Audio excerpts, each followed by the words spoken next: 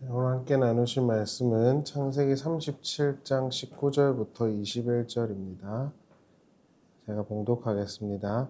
요셉이 그들에게 가까이 오기 전에 그들이 요셉을 멀리서 보고 죽이기를 꾀하여 서로 이르되 꿈꾸는 자가 오는도다. 자, 그를 죽여 한 구덩이에 던지고 우리가 말하기를 악한 짐승이 그를 잡아먹었다 하자. 그의 꿈이 어떻게 되는지를 우리가 볼 것이니라 하는지라. 아멘. 설교를 들어오신 분들은 아시겠지만 사실 저희 교회는 대부분 오프라인 모임 장소에서 멀리 살고 계시기 때문에 주중 모임을 하는 것이 쉽지가 않습니다. 하지만 송구 영신예배 설교는 지난해에도 영상으로 나누었고 올해도 설교를 듣는 모든 분들과 지난 한 해와 앞으로 올 한 해 그리고 더 나아가 신자의 삶에 대해서 잠깐 나누면 좋겠다라는 생각을 했습니다. 덧붙여 송구영신예배란 그 예배의 성격의 특성상 원래 해오던 강해 설교가 아닌 주제 설교로 말씀을 나누도록 하겠습니다. 오늘 읽은 대목은 우리가 잘 알고 있는 요셉의 이야기입니다. 요셉의 서사는 창세기 37장에서 시작을 하고 있는데요. 37장 1절에 보면 이렇게 시작이 됩니다. 야곱이 가나안 땅 곧 그 아비의 우거하던 땅에 거하였으니 야곱의 약전은 이러하니라. 요셉이 17세의 소년으로서. 여기서 보시면 야곱이 가나안 땅 그의 아버지 이삭이 살던 집에 땅에 살게 되었어요. 그리고 요셉의 서사가 시작이 되는데 흥미로운 건 야곱의 약전이 이러하다라는 표현과 함께 요셉의 서사가 시작된다라는 거예요. 엘레, 돌도프, 야커프 이렇게 히브리어 원문으로 되어 있는데 그 약전에 상응하는 그 히브리어 말이 톨레다예요. 이 톨레다의 용례를 보면 대부분 자기 스스로나 그 사람이 주인공이 돼서 어떤 내용이 서술될 때 쓰던 표현이거든요. 예를 들어서 창세기 11장 10절에 보면 셈의 족보 톨레다는 이러하니라 셈은 블라블라 이렇게 되어 있어요. 그래서 대부분 창세기의 용례들을 보면 누구누구의 약전이다 이러면 누구누구가 블라블라 했다 이렇게 나오는 것이거든요. 그런데 야곱의 약전은 이것이다 라고 한 후에 요셉이라는 인물이 등장을 합니다. 아주 특별한 케이스죠. 이는 야곱이란 인물과 요셉이란 인물이 창세기 안에서 아주 밀접한 연관성이 있다라는 것을 의도하고 있는 것이겠죠. 실제로 야곱이 자신의 삼촌인 라반의 집에서 아버지 집으로 내가 돌아갈 거야 라고 다짐을 하게 된 계기가 요셉의 출생이었어요. 또 아브라함에게 하나님께서 네 후손으로 말미암아 세상에 복을 받을 것이라 하셨는데 이는 언약 신약에서 보면 당연히 그리스도를 말하는 것임이 틀림없지만 창세기 안에서만 보자면 온 세상에 임한 기근 속에서 이집트와 만국을 먹여 살린 요셉을 지칭한다고 보는 게 가장 합리적이겠죠. 따라서 요셉의 서사는 단순히 요셉의 위대함을 선언하는 것이 아니라 하나님의 신실하심 곧 아브라함과 이삭과 야곱에게 하셨던 약속과 그 의도가 요셉 안에서 완벽하게 구현됐다라는 구조를 띠고 있다라고 이해가 되어야 할 것 같습니다. 요약하면 하나님께서 아브라함과 이삭과 야곱에게 하셨던 그 약속이 단순히 저 멀리 언젠가 이루어질 일이 아니라 창세기 구조 안에서 보면 요셉 안에서 집약돼서 다 이루어졌다라는 구조를 띠고 있다는 거예요. 그래서 요셉이라는 인물은 아주 중요한 것이고 창세기의 마지막 퍼즐인 것입니다. 실제로 이러한 메시지를 전달하기 위해서 선택된 수단이 바로 꿈이죠. 꿈, 히브리어로 할룸인데 창세기에서 이 꿈이 종종 등장을 해요. 그런데 다른 인물들의 꿈과 요셉의 꿈은 차이가 있어요. 예를 들어서 창세기 20장 3절과 6절에 따르면 하나님께서 아비멜렉에게 꿈에 나타나셔서 직접적으로 말씀을 하셨어요. 물론 야곱의 경우에도 꿈만 꾼 경우도 있지만 하나님이 그들에게 꿈을 꾸는 대상들에게 직접적으로 말씀을 하시는 게 대부분이에요. 그리고 야곱의 꿈 같은 경우에도 하나님이 그에게 전달하려고 하는 영적인 의도가 분명하죠, 메시지가.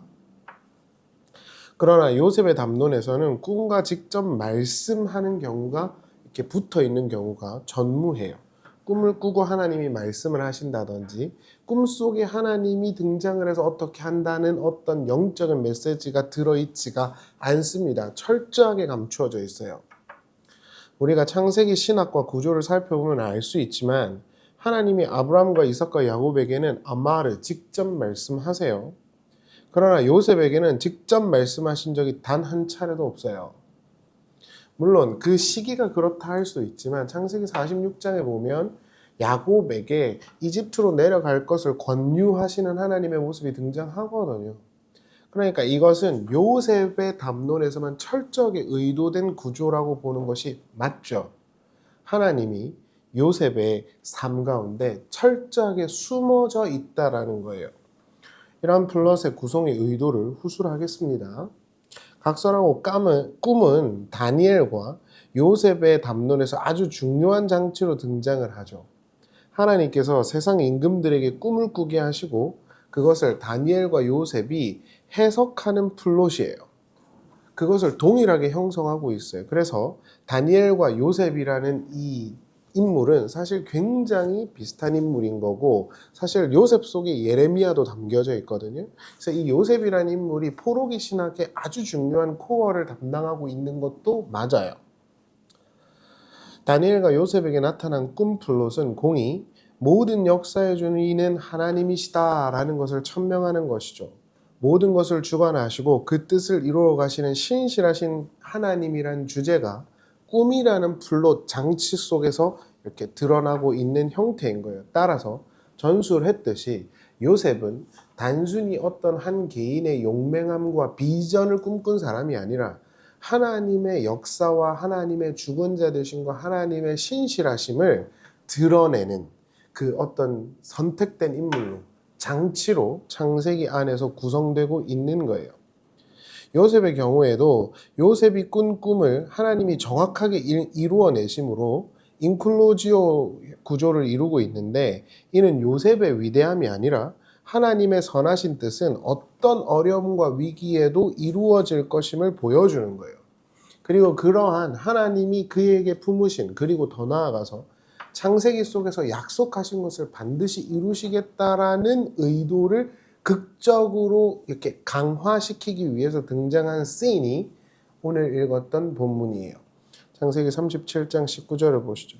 서로 이르되 꿈꾸는 자가 오는도다. 자, 그를 죽여 한 구덩이에 던지고 우리가 말하기를 악한 짐승이 그를 잡아먹었다 하자. 그의 꿈이 어떻게 되는지를 우리가 볼 것이니라 하는지라. 19절을 히브리어 원문 그대로 보면 꿈꾸는 자를 직역하면 바알 하할로못이에요.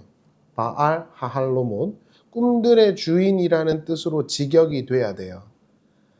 이는 꿈에 상응하는 히브리어 단어가 복수 형태고 자라는 것은 놈자자가 아니라 바알이라고 되어 있어요. 주인이라는 뜻이에요. 단순히 요셉이 자신이 어떤 꿈을 꾼 사람이라는 뜻이 전혀 아니에요. 세상 사람들이 비전과 목표를 가진다는 의도에서 쓰는 꿈을 꾼다는 표현을 담는 것이 전혀 아니라 그 속에 하나님의 의도와 비전과 계획과 뜻이 담겨져 있는 자라는 것을 보여주는 거예요. 그래서 꿈들의 주인 이렇게 표현이 되어 있는 것이죠. 많은 이들이 요셉을 꿈과 비전의 인물로 해석을 하지만 그런 식의 해석은 성경 해석, 성경을 기반으로 한 주장이 전혀 아니에요. 바알 할로못이란 꿈꾸는 자 또는 꿈을 소유한 자라는 뜻은 요셉이란 인물의 성질을 규정하는 거예요. 그는 하나님의 그 계시와 뜻들을 가지고 있는 자, 소유한 자라는 의도를 분명하게 보여주고 있는 것이죠. 단순히 한 개인의 꿈이나 비전이나 목표 따위를 설정한 사람이란 뜻이 아닙니다. 하나님이 그 속에서 이루려고 하는 그 언약과 언약의 완성이라는 측면에서 이것이 이해되어져야 한다는 것을 설명하는 단어예요. 실제로 20절을 보시면 그를 형제들이 한 구덩이 베에하드 합보르츠에 던져 넣었다 그래요. 보르는 우리가 이미 정리했지만 예레미야가 던져진 그 구덩이고, 이사야서 14장에 따르면 계명성이 떨어질 음부가 보르예요. 거기에 떨어져 버린 것입니다. 이걸 우리가 다시 한 번 더 생각해야 되는데, 하나님의 꿈, 하나님의 계시, 하나님의 의도가 이 땅에 주어졌을 때 그게 처음에는 위기와 어려움에 봉착하는 것을 보여주고 있는 거예요. 그럼 이러한 극적인 장치들이 왜 있겠습니까?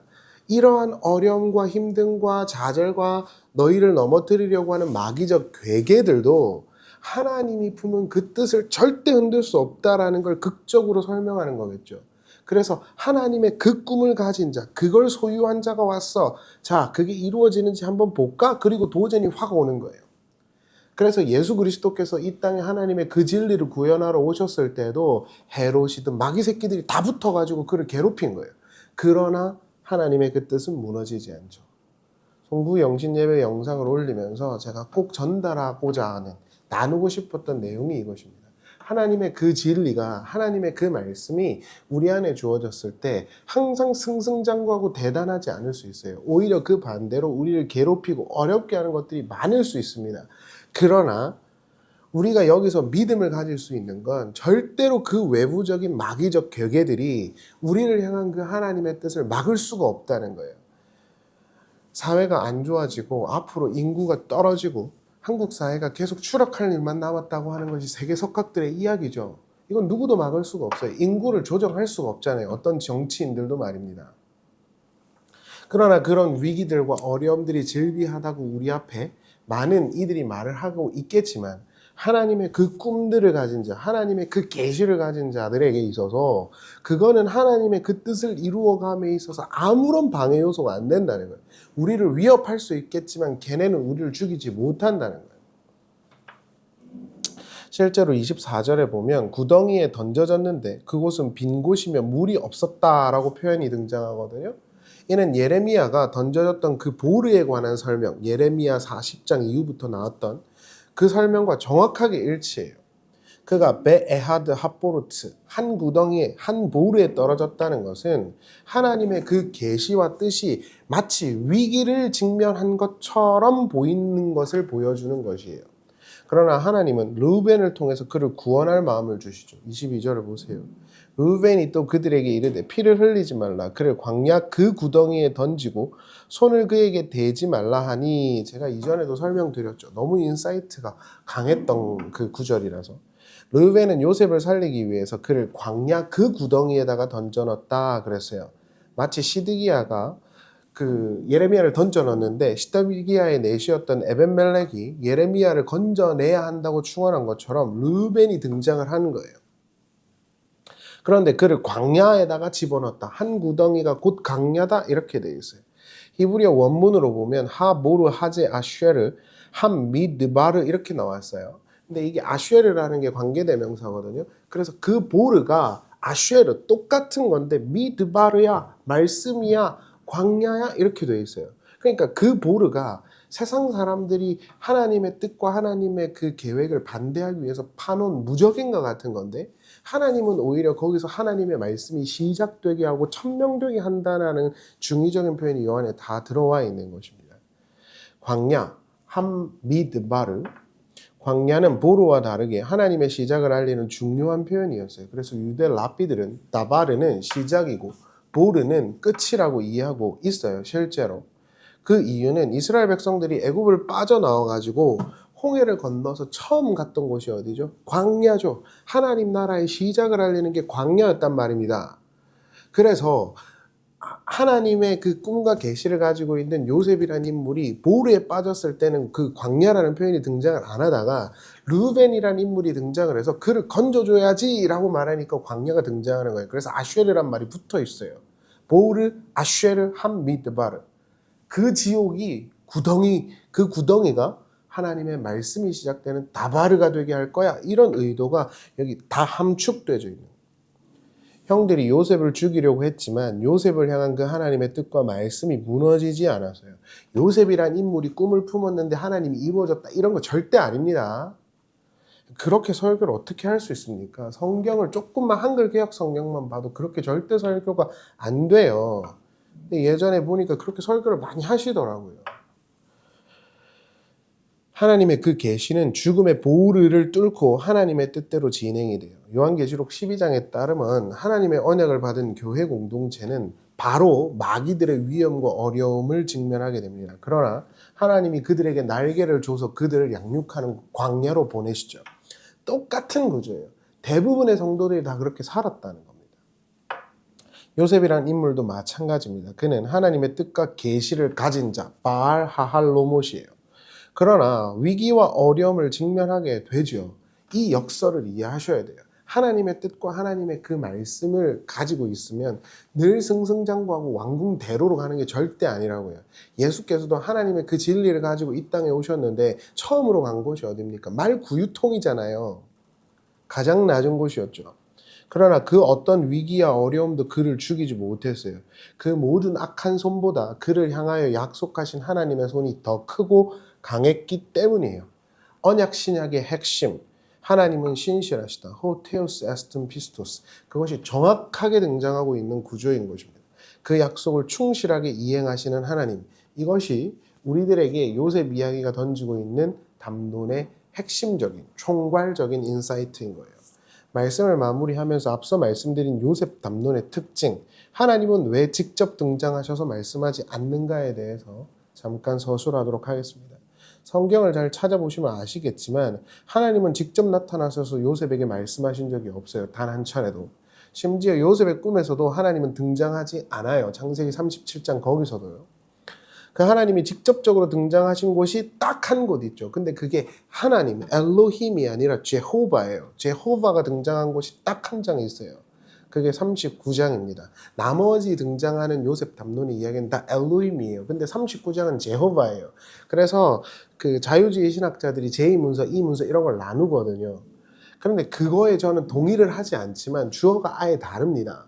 제호바라는 것, 예호바라는 건 여러분들이 아시다시피 모세에게 하나님이 내 이름이 여호와야라고 말했던 거거든요. 여호와라는 건 어떤 한 개인을 구원하시고 지도하시는 어떤 구속사적인 주체로 등장하실 때 여호와 이렇게 구약 성경이 주로 씁니다. 그런데 그 여호와가 창세기 39장에 집약적으로 등장해 있어요. 그것도 첫 단과 끝 단이 인클루지어처럼 되어 있어요. 2절 한번 보시죠. 여호와께서 요셉과 함께 하심으로 그가 형통한 자가 되어 그의 주인 애굽 사람의 집에 있으니 그 주인이 여호와께서 그와 함께 하심을 보며 또 여호와께서 그의 범사에 형통하게 하심을 보았더라. 끝단 21절이에요. 여호와께서 요셉과 함께 하시고 그에게 인자를 더하사 간수장에게 은혜를 받게 하시며 간수장이 옥중 죄수를 다 요셉에게 맡기고 그 재반 사물을 요셉에게 처리하고 간수장은 그의 손에 맡긴 것을 무엇이든지 살펴보지 아니하였으니 이는 여호와께서 요셉과 함께 하심이라. 여호와께서 그를 범사에 형통하게 하셨더라. 여기서 보면 여호와께서 요셉과 함께 하셨다라는 말이 계속 반복하고 첫 단과 끝 단이 이렇게 인클루지오처럼 되어 있어요. 하나님이 직접 나타나셔서 그에게 말씀하진 않으셨지만 그가 가장 위협을 받던 이집트와 노예 생활과 그리고 감옥 생활에서 하나님이 함께 하셨다는 표현이 집중되어 있어요. 그리고 주변 사람들이 쟤는 진짜 여호와가 함께하는 사람이구나라고 봐버렸대요. 지금 이 시대를 무엇이라고 할 수 있을까요? 저는 이 시대가 교회의 암흑기에 도래했다고 생각하는 사람이에요. 찬란했던 오후가 지나고 이제 저녁이 되는 시간이 되었어요. 제가 어릴 때는요, 교회들이 부흥한다 했고 저마다 교회를 짓고 대단한 부흥사들이 집회를 다녔어요. 그래서 겨울이랑 여름이 되면 수련회 그리고 기도원 이런 데가 빠글빠글해서 미어 터졌어요. 그러나 이제 교회는 주류에서 밀려났어요. 그걸 싫다고 말하는 사람들도 있겠죠. 그게 아니라고 말하는 사람들도 있겠죠. 그러나 정확하게 사회적인 포지션에서 교회는 주류에서 밀려났습니다. 시대를 이끌며 하나님의 하나님 되심을 선포하며 인간의 헛됨을 증언해야 되는 교회가 시대를 뒤따라가기 시작했고 인간의 위대함과 정당함을 옹호하는 이상한 광대 집단이 되어버렸어요. 그래서 저마다 성경책을 이곳저곳에서 인용을 하고 정가의 보도처럼 앞세요. 성경과 전혀 상관없는 인간들도. 교회들은 텅텅 비어가고 있고 교회들이 성장한다 해도 수평이동에 불과해요. 그러니까 제가 제 주변에만 봐도 교회가 커져서 새로 지었다 이런 사람들 중에서 다른 교회에서 온 사람들이 대부분이잖아요. 그거는 자기네 교회적으로 보면 성장한 거지만 전체적인 맥락에서 보면 그냥 파이가 이동한 것에 불과해요. 그건 성장이 아니란 말입니다. 그냥 여기 있던 교회가 마음에 안 들어서 저 교회 가는 거잖아요. 그러니까 그 교회 사람들이 봤을 때 우리 교회가 때빡 커졌다 이렇게 되지만 전체적인 파이적인 걸 봤을 때는 계속 줄어들고 있어요. 왜냐하면 안 가는 사람들도 많으니까. 전도지를 나누어 주면 그 이전과는 다른 냉소적인 눈빛과 반응을 쉽게 발견하실 수 있을 거예요. 그래서 전 이 시대가 이제 교회를 향한 하나님의 뜻과 계시가 이루어지는지 한번 보자라고 조롱하고 있는 그 요셉의 형들과 같구나라는 느낌을 받을 때가 많아요. 저의 상황도 사실 별반 다르지 않고요. 제가 이 사역을 언제까지 할 수 있을까? 뭐 이런 생각들을 하면서 그런 위기들과 어려움들과 나를 지치게 하는 것들이 야 진짜 네가 끝까지 할 수 있는지 한번 보자라고 이렇게 팔짱 끼고 저를 조롱하고 있는 듯해 보여요. 그러나 우리가 이 요셉의 이야기를 통해서 다시 상기해야 하는 것은 요셉을 향해 형들이 외치던 그 조롱, 꿈들의 주인인 자가 오네, 그 꿈이 이루어지는지 보자라는 것을 하나님께서 실제로 이루어내심으로 그 조롱하는 자들을 조롱하셨다는 거예요. 그것이 우리가 믿고 있는 성경과 성경 속에 등장하는 여호와 하나님의 모습이에요. 그럼 우리는 그걸 꼭 붙들어야죠. 지금 저는 저녁이라고 생각하지 않거든요. 교회의 상황을 해요.